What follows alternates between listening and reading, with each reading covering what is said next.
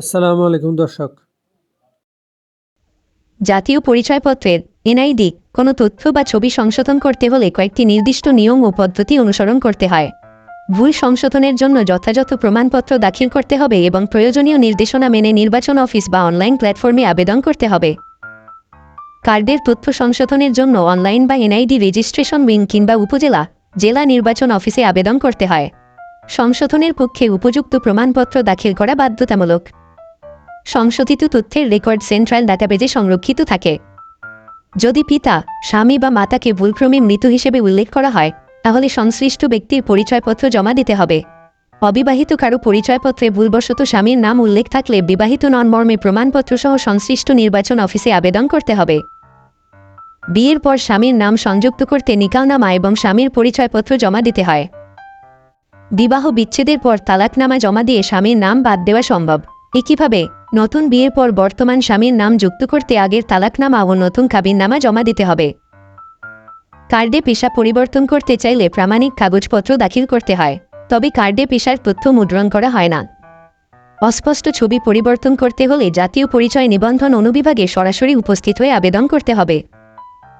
নাম সংশোধনের জন্য এসএসসি, সমমান সনদ, পাসপোর্ট, নাগরিকত্ব সনদ, নিকাহনামা এবং পিতা মাতার পরিচয়পত্রের কপি জমা দিতে হয়।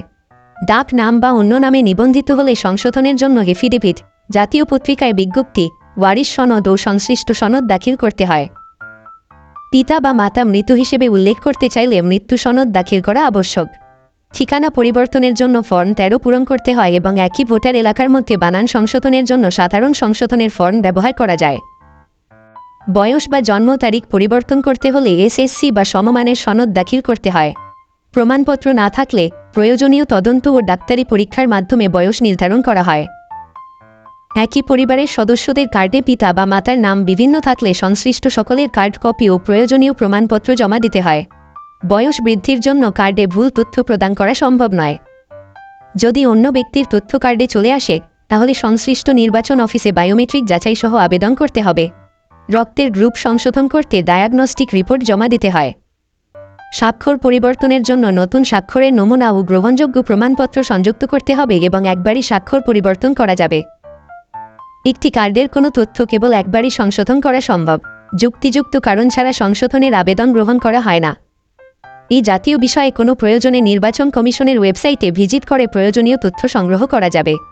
উৎস: নির্বাচন কমিশন ওয়েবসাইট। সাথে থাকার জন্য ধন্যবাদ দর্শক। আসসালামু আলাইকুম।